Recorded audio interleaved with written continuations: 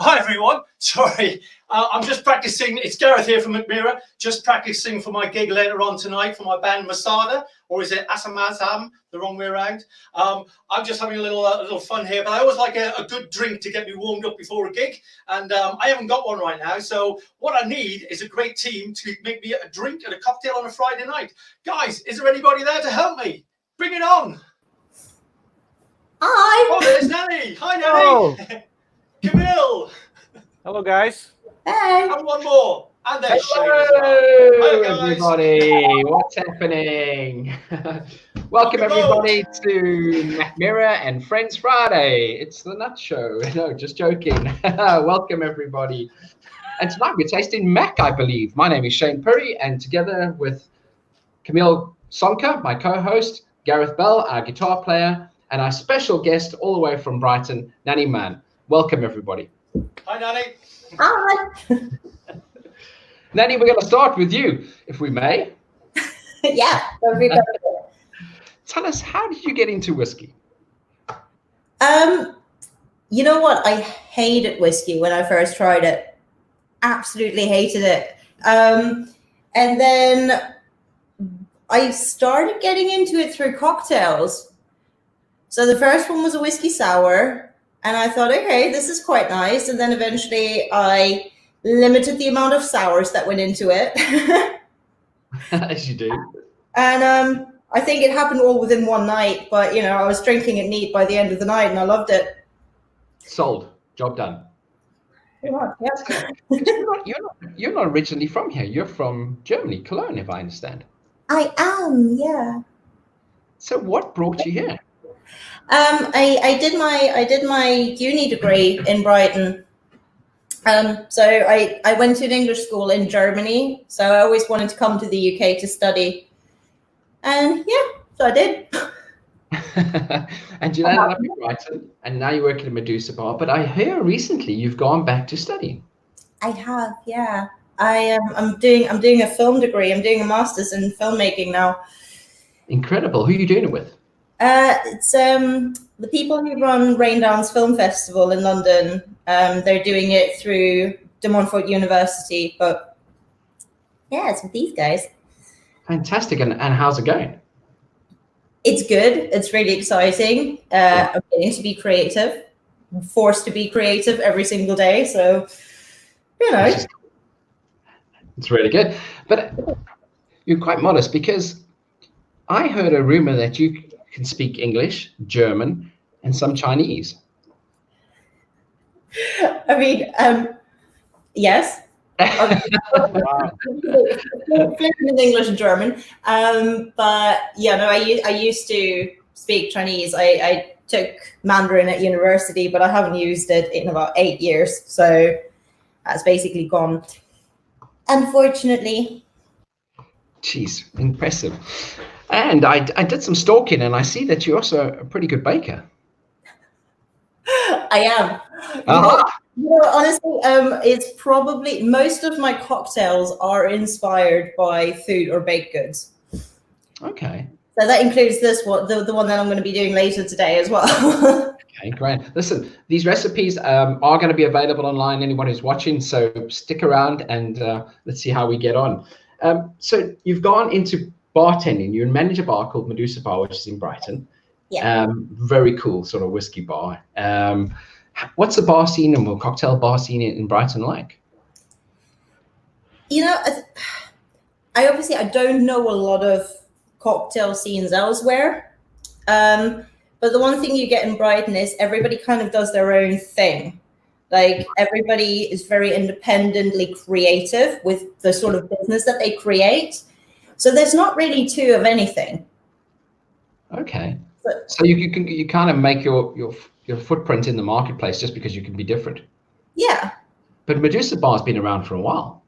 Medusa Bar has been around for a while. It's been on, well, the current owner has had it, he's owned it over 10 years now. And he was a manager there before. I think it's been around for something like 45 years. Yeah, that's correct. Overall. Yeah. But it keeps on changing. I mean, we up until a few years ago, we didn't even have a heavy cocktail focus, and we still kind of try to just appeal to everyone. We have a lot of regulars, so just kind of do what we want to do with it. Nanny, do you think the market for cocktails is growing? Do you think it's something that people are getting back into, or do you think it's always just been there and it just goes through ups and downs? I think so, because more people seem to be aware of some of the classics now that kind of disappeared for a while. You had the mainstream sort of, your Pornstar Martini, your Cosmopolitan, and all of a sudden people come in and are asking for Sazeracs and things that, not everyone is aware of normally. And that happens more now. So I think step in the right direction. Yeah, that sounds really good. So are you going to part with any of your bartending secrets? Honestly, one secret I have is salt. I add it to nearly everything. You're the second person in 2 nights that has said that, to be honest. Oh, really?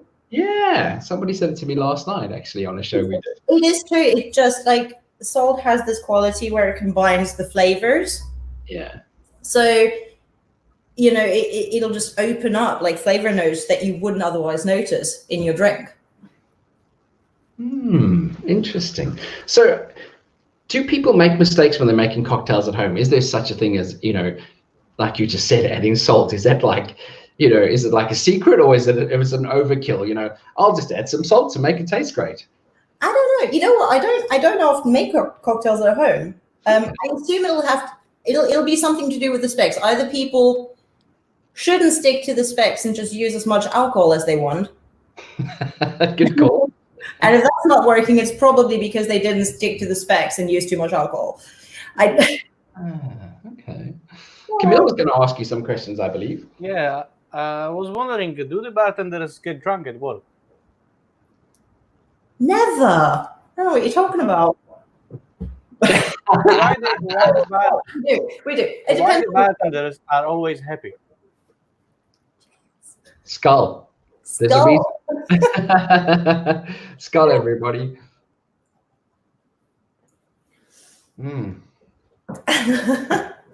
So this is how you start your shift?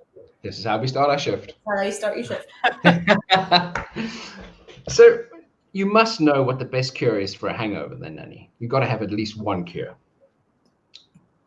I just curl up and cry. Does that count? It doesn't help us, no. No, I have no idea. Honestly, if somebody knows, please message me. Yeah, I'd like to know. Anyway, no idea. Nanny, thanks for joining us. So, guys, tonight we're doing a great special. Alex is going to flash up. We're doing buy 1 bottle or buy 2 bottles, should I say, buy the Mack and buy the Brooks, and get for £60, which is about a 20% saving. And you can get it now at our website, which is mackmyra.co.uk. And 20% saving on 2 bottles is great, both great for industry entry levels. Right, enough talking from me, Camille. We've been live. Now you can show us how to make a cocktail. Yeah, so I'm going to show you how to make Mack Smash. So Smash is a classic cocktail that's dating back to 1800s. And it stood test of the time until now because it's so easy to make and tastes great. Okay, well, show us how you make this. So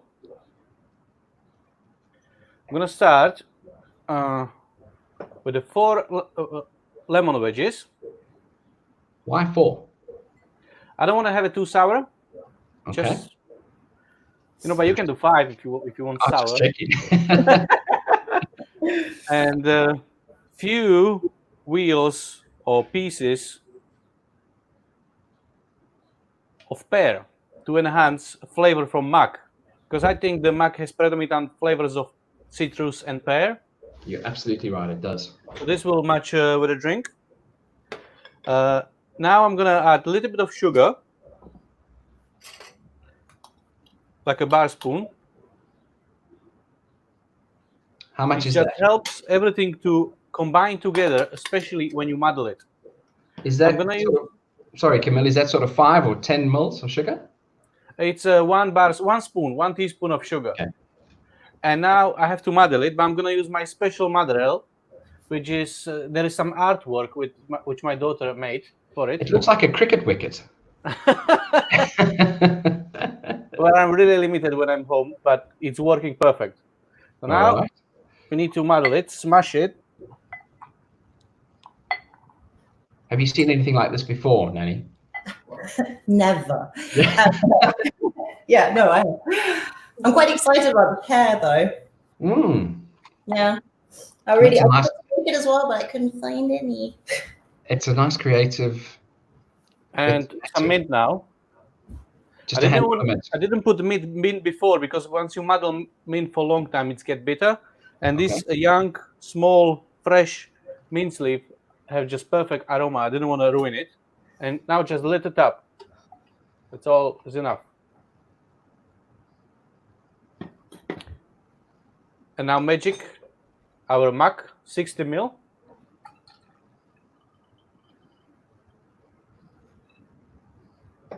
And top up with the crash ice. I'm starting to get a bit thirsty just watching him. It sounds so refreshing as well. It does, doesn't it? Too much. Okay. So I just want to tell you, Shane, or people, how you can make yourself crash ice. You just take the kitchen cloth, okay? Yeah. Put some ice there. Yeah. Hit it with a hammer. And hit it with a hammer. Yes. I thought you were joking. and make yourself a crash ice, or just roll it like that and bang it on the table. Ah, okay. But with the hammer, you can control it better. Are you not doing that today? No, because I don't want to, Make a noise. Yeah, I did before. You know, I find it that I get ice everywhere. I think if you're supposed to close it before you hit it. Yeah, I know, but I'm really clumsy. So we're going to do some shake. Oh no, Gareth's back. Also, I would like to add a little bit of sugar, also sugar syrup, because it will dissolve quicker than sugar. Is that just generic sugar syrup that you buy? Yes, 1-to-1. And just gently roll it, just to mix everything together. I thought he was going to shake it. I was going to do a shaky song. For goodness sake, I got the hippie shakes. Yeah, I got the shakes. I got the hippie shakes. Can't keep still with the hippie shakes. Oh, Nanny, I must apologize. These are the guys I work with every day. What's that? Any excuse to pick up the guitar. How's your sanity? I'm losing it very quickly. Okay, so now I just mix everything in a shaker, gently roll it, and once it's ready, just dump everything as it is into your whiskey glass. Yeah. And garnish with a fresh mint. Is the mint not overpowering? Does it work really well? It works really well. It'll give you just these fresh aromas. It looks really lovely, I must tell you, Camille. For a Saturday afternoon out in the garden, I think that would be so refreshing. And that's it, done. Cheers, done. Cheers.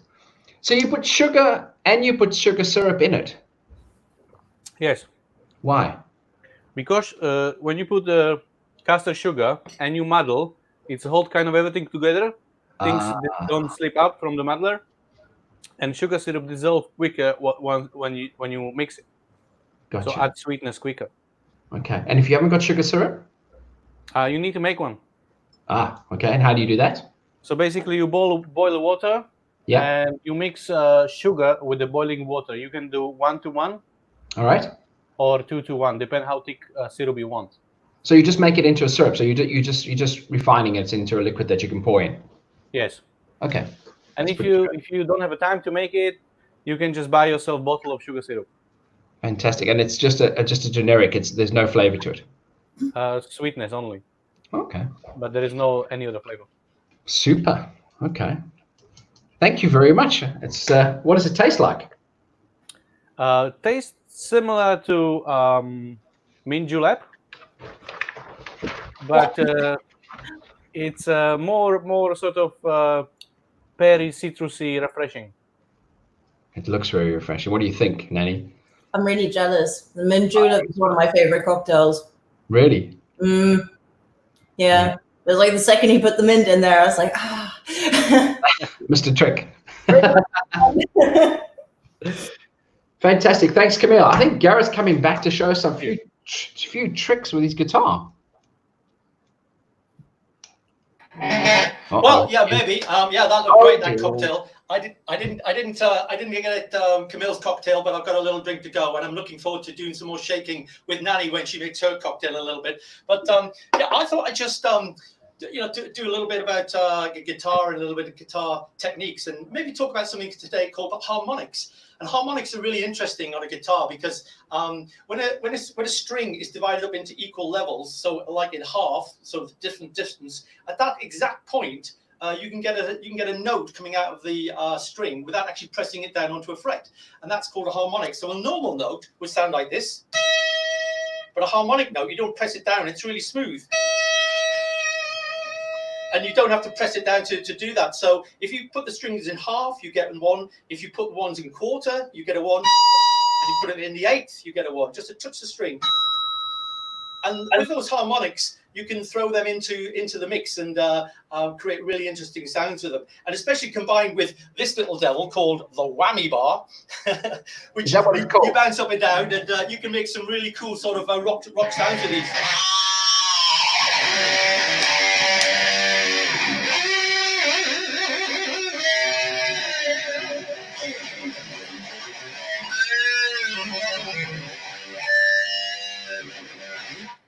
A bit like that. Now there is another little trick that I learned for harmonics, getting harmonics where you shouldn't be able to get a harmonic.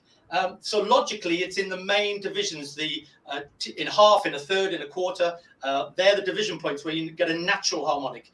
I learned a way of forcing a harmonic out of any position on the string purely by accident. And when I was damping the strings, and damping the strings means you put the back of your hand just in front of where the strings are. So instead of an open sound, you get a, and it damps the strings down. Now what I learned was, if my little finger sometimes got caught behind, so my little finger here, when that little finger touches the string at the same time as you pluck it, something weird happened, and it went.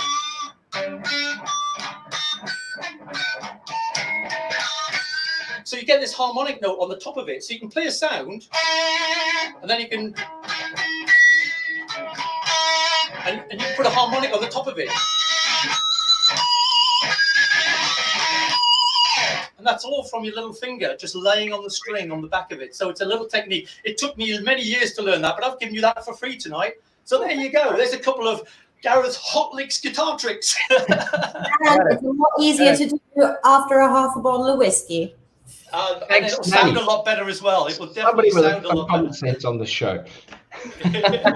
So, but tonight's all about the Mack. So, Mack's a great whiskey. I love that. In fact, look, my Mack's finished.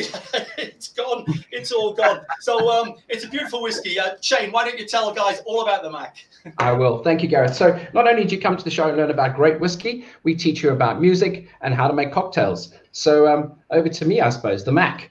Mack first launched in 2015. It was the first whiskey to come out the new Gravity Distillery. The Gravity Distillery was launched in 2012. We moved our whole operation from the old distillery, Mackmyra Brook, across the new distillery. And in 2012, we resumed production there. There it is there. Thanks, Alex. That is the 35-foot Gravity Distillery, the first of its kind in the world. This product is made purely from big cask stuff, 200 liters. Initially made for mixologists. You can look at the bottle. It's lightweight, easy to use. And Nanny's going to show you a trick or two in a minute. I think she's doing some flaring, she told me earlier. Just kidding, Nanny. Okay, Claire, with a passion. It's our entry level. It is caramelized. It is cold filtered. It's 40% ABV. It retails around the £34 mark.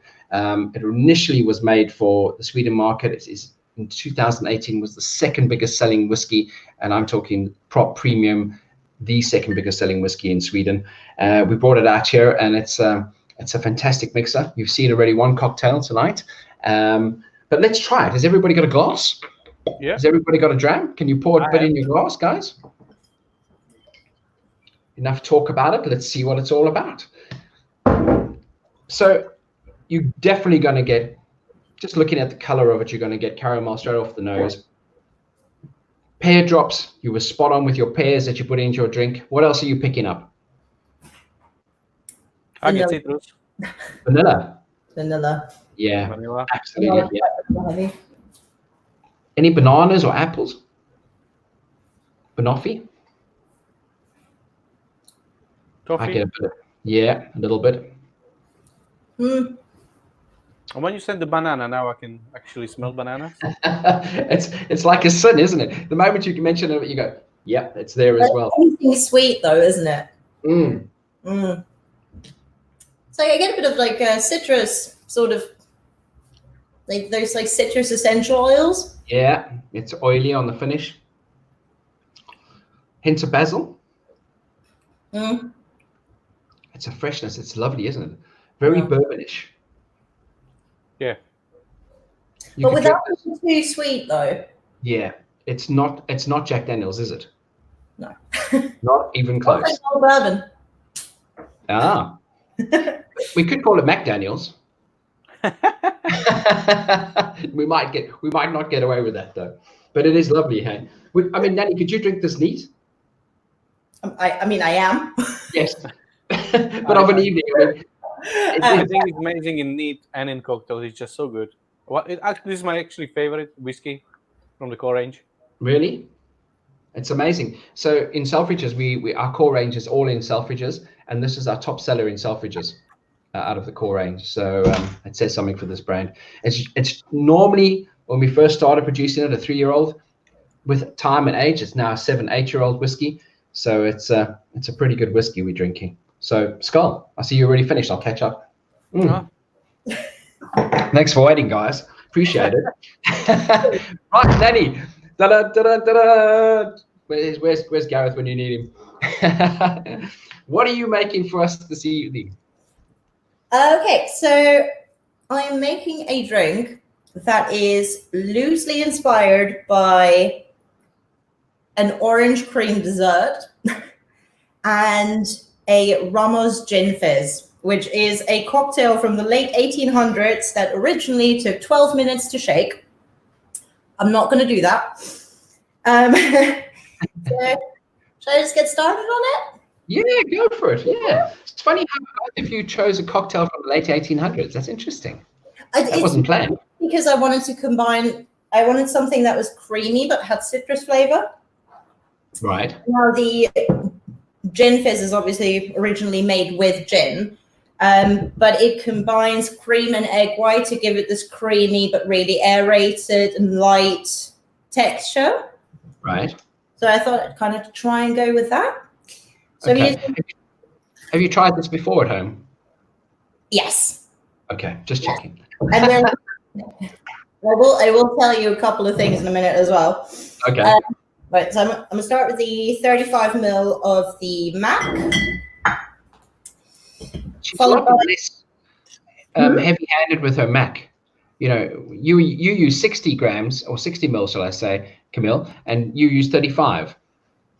Yeah, I use 35 because it's a small drink, but you know. Nanny, do you serve a shot of whiskey on the side with a cocktail? I should.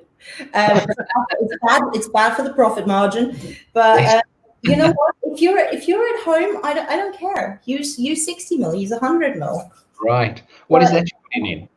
It's quite nice because you get subtle sort of whiskey flavors coming through without it being too overpowering. Is that Contru? Yes. So it's 15 ml of Contro or any triple sec that you may have. Then I've got 25 ml of vanilla syrup. I just used equal measures of sugar, water, and a couple of drops of vanilla syrup. Right. Then I've got 25 ml of double cream. Oh, nice. I think that's Gareth's favorite. We're trying to do this whole thing plant-based as well. Okay. So I've got a plant-based double cream that I found in the shops. Then we've got 12.5 ml each of lemon and orange juice, which I've already pre-mixed in here. Fantastic. Yeah, there we are.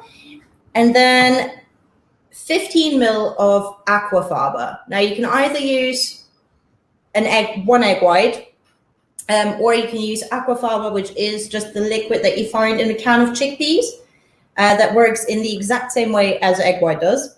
So is it just the juice of the chickpeas? Yeah, essentially. So it's what happens is when you leave the chickpeas in water, the water soaks up certain enzymes and the protein. Okay. And then whips up just like egg white. So you can use it to make meringues. You can use it in cakes, whatever you want, really. You see, for someone like me who doesn't like egg, that's a winner, an absolute winner. Yeah, and also, you're not risking the chance of salmonella. You're not risking it going off too quickly. I think, honestly, for bars, you can use it in about 90% of the cocktails. Good grief. Some of them, it will change the flavor, so you'll have to find a different way to do it. But, it's such an easy way to just make everything live a little bit longer. Correct. Now, I'm going to shake this for 1 minute, which is quite a while. If you're at home and feeling lazy, feel free to use a hand mixer. I tried it and it works, but bar comes with pride, so I'm going to shake it. Okay. So, and no ice. Can we get Gareth for the music? Oh dear. Shake it now, baby. Twist and shout. Come on, baby now. Come on and work it on out. Work it on out. Oh, this guy's gone Twist to a new real level. good. You twist real fine. You really got me going now. I let you know that you're mine.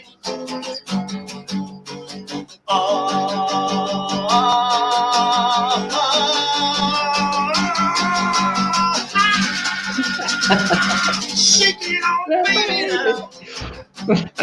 Twist and shout.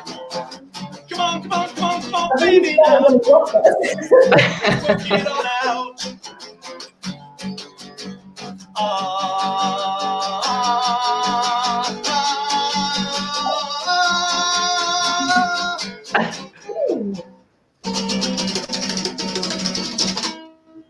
Thank you, Gareth and Cindy. That's my shaker. Hold on. Well done.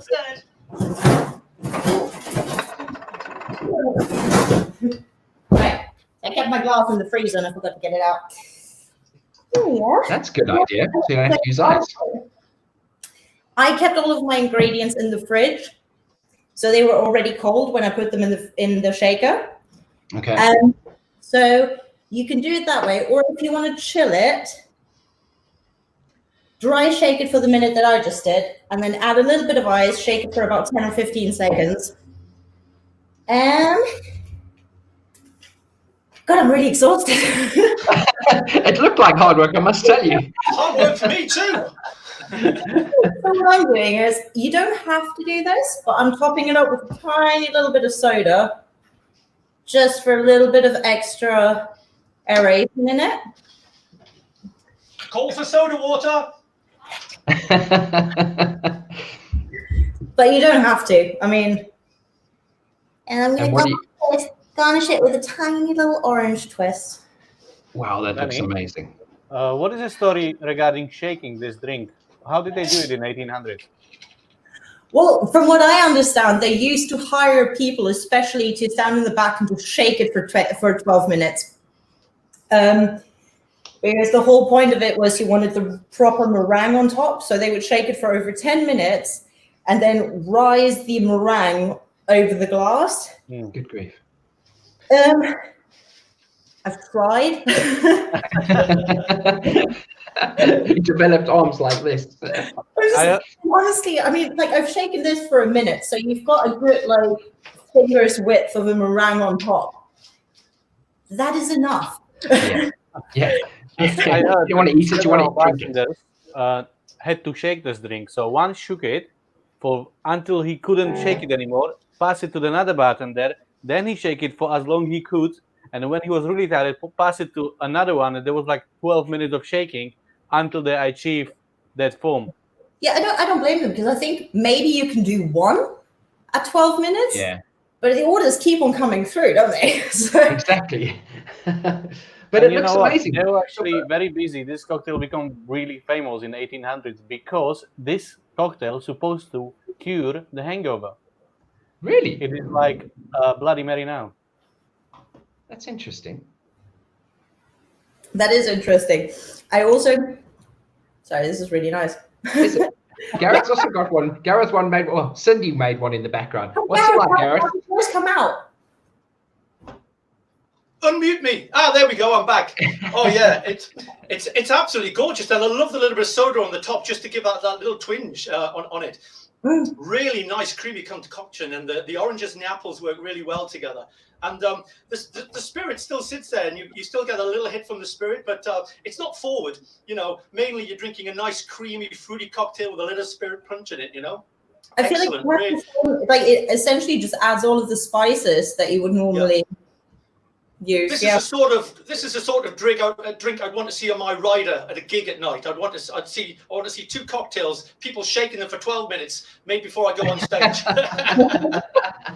This will keep me going for my gig tonight. Thanks, Nanny. This is superb. Thanks very much indeed. Oh, thank you. Perfect. It looked amazing. Absolutely It looked amazing. Really nice. Before we close, I just want to tell everybody about the deal. So pick up a bottle of Brooks plus a bottle of Mack, which we used tonight, guys. The Brooks we used last week. Pay £60, get 20% off both bottles. .co.uk. Don't miss this opportunity. It's only there for a short period of time. 2 bottles for £60. Both brilliant whiskies. I suppose that really leaves us to say thank you to everybody who joined us this evening. For the guys behind the scenes, thank you very much. To Nanny, our special guest. Nanny, as always, lovely having you on the show. Nice. Thank you for your time and sharing some definitely recipes coming with us. down to Brighton to check out your bar when we can. We're definitely coming down en masse. Yeah, we will. Take over. We're coming down. Thanks to Camille, my co-host, and to Gareth, the guitar maniac. Always love having these guys on the show, guys. What a lot of fun. If you want to see any more of these shows, please go onto our website, .co.uk. See what we've done, see what's coming up. We'll have more guests on the show, and hopefully we can invite Nanny back to do some more in the future. But other than that, from me, Shane Perry, and from all my guests, we'd like to say good night. And I think Gareth's going to play us out. Skull, everybody. Fill your glasses. Enjoy your cocktails. Take care. All the best. Take care. Bye.